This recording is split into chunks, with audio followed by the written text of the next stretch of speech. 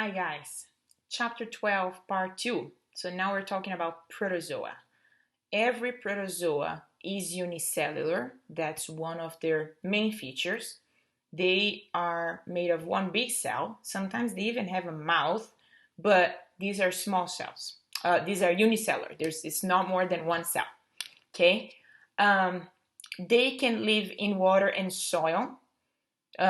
That's why a lot of them we're going to see that can cause intestinal disease and can be contracted by fecal oral contamination. They have animal-like nutrition, so they can ingest nutrients through their little groove, which is like a mouth, even though they're just a one-cell organism. And they have complex life cycles, which is very typical of parasites, okay? So one thing that is important here, there is always a cyst form. I'm going to call this a cyst. And a bigger form that is called trophozoite. Zoite. The cyst is the non-feeding form, is the form that has like a little thick coat around it and that lives in the environment. The trophozoite is the one that needs more comfortable situation, like in a more comfortable scenario where they can use the environment around them to feed and to survive and to move. And what else? They don't have a protection like the cyst. So they are more vulnerable and they need the food. It's the stage, it's called the feeding stage. It's the stage where they're growing and with a very active metabolism. Okay? So it's the phase where they reproduce. The cyst is like, it's almost like an endospore for bacterium where they're just sitting there waiting to be taken, swallowed by a host so they can become a trophozoite. Okay? So these are the two forms. The cyst is dormant, trophozoite is active feeding. Sexual reproduction, they have asexual and asexual reproduction. The asexual reproduction is by fission and budding, just like bacteria, or by schizogony. Schizogony is when one cell can make many little baby cells in one cycle. And then one mom is here, and then the little babies are all here. One cell, it's like a multiple budding in one cycle of the reproduction. Conjugation is the sexual reproduction, and this is what conjugation looks like. They have these micronuclei, which is kind of like a gamete. That says gamete. And the gamete, let's say there is a micronucleus for this one cell. Let's say this is the mom. They don't have gender, right? I just say this to play with you guys. And that's the other one, the dad. And then they exchange micronuclei content and then they bud or do schizogony. So the little baby cells are going to have cells from mom and dad because they exchange micronuclei. And that's considered sexual, right? Because you're using genetic material from the two organisms. They require a large supply of water, differently from fungi, right? So they need to be in water to survive. One of the reasons why when we say, oh, you have water, still water in your house or somewhere, or if you're, swimming in a lake, you have to consider that you could have protozoa that are pathogenic in a lake, for example. So they move by three different type of accessory structures, which are the cilia, the flagella, or the pseudopods. Different phyla are going to move through different of these structures that we're going to talk about in a minute. And like I said, for food digestion, so it's like you have one cell here, and that cell has an oral groove, and that cell eats content, and then the content gets into vacuoles, kind of like a phagocytosis for a bacterium, and then they eat that food, and then they have that kind of like their anus, where they excrete what they don't need anymore, because the good part of the food that they ate already went to be used in their one cell body, right? And that's called, so this is called oral groove, and this is called anopore. Okay, so medically important protozoa are, there are three classes that have the feeding groove that I just described to you. There are amoeba that use pseudopods, that are apicomplexa that have different complex life cycle and can have different types of digestion mechanisms, and the ciliates, which are the ones that have cilia. Okay.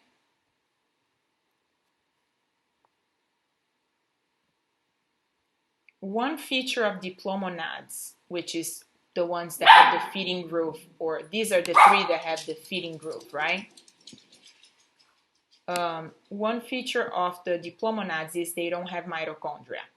So when we talk about Giardia, and there was another one, Trichomonas, they don't have mitochondria, okay? The parabolizads, like the Trichomonas, also has an undulating membrane.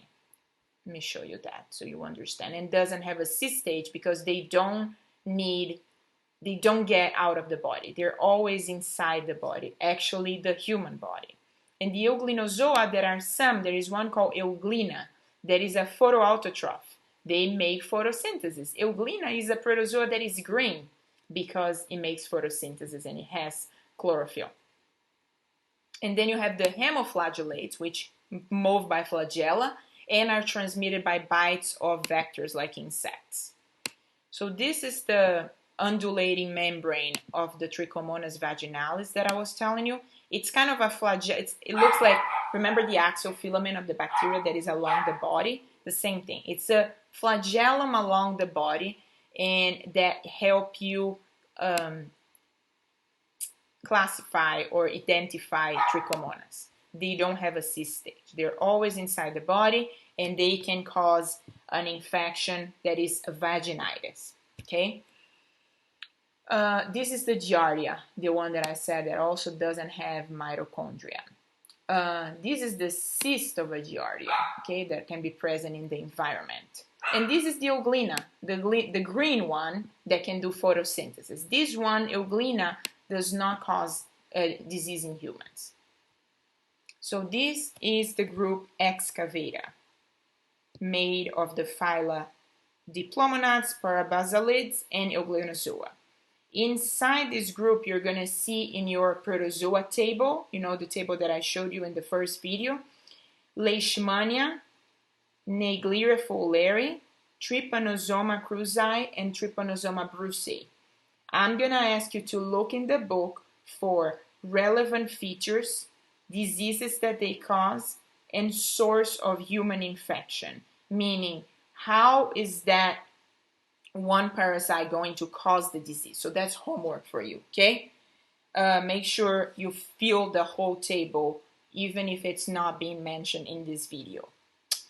And if you say, well, but we're not going to hear about this, we're going to go back and talk about these parasites later. But you have your textbook to help you now, right? So just mentioning some. In the Amoebozoa phylum, they emit pseudopods. So you have Entamoeba histolytica that causes amoebic dysentery, Acanthamoeba that causes a keratitis, which is an infection in the cornea that can lead to blindness. And yeah, I don't even have to mention to you any other. That's more than enough.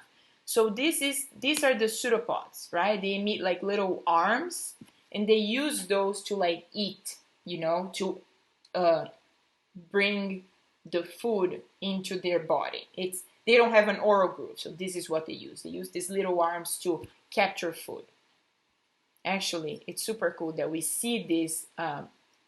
This is actually, we don't see this. We see the amoeba Proteus doing this, and you see all these vesicles moving inside the body. If we see it in the lab, it's really cool. If you have the lab, right? If you're doing the lab. And the Entamoeba histolytica, actually, you know what? You see what it is eating? It is actually eating red blood cells, because that is one that survives in the intestine and feeds by blood from the intestine. Sad story, right? Apicomplexa, like I said, they're all obligate intracellular parasites with complex life cycles. We're gonna mention here Plasmodium vivax, which is it's not in this list, but it's in your table list, which is in the vector of malaria, the etiological agent of malaria. And think about which vector it uses, and think about that disease in very general terms when you're studying it, because we're going to go back to it. Okay, so just know relevant features, disease that is caused, and what's the way it causes it, what's the transmission mechanism to cause human disease.